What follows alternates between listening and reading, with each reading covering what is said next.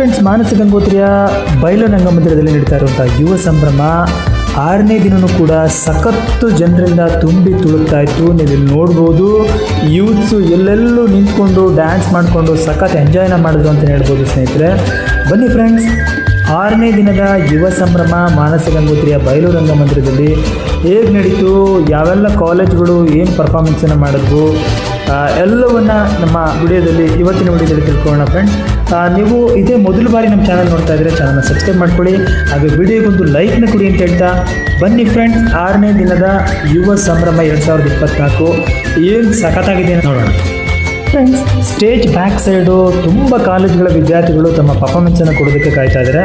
ಬನ್ನಿ ಬ್ಯಾಕ್ ಸೈಡಲ್ಲಿ ಯಾವೆಲ್ಲ ವಿದ್ಯಾರ್ಥಿಗಳಿದ್ದಾರೆ ಏನು ಹೇಳ್ತಾರೆ ಅಂತ ನೋಡೋಣ.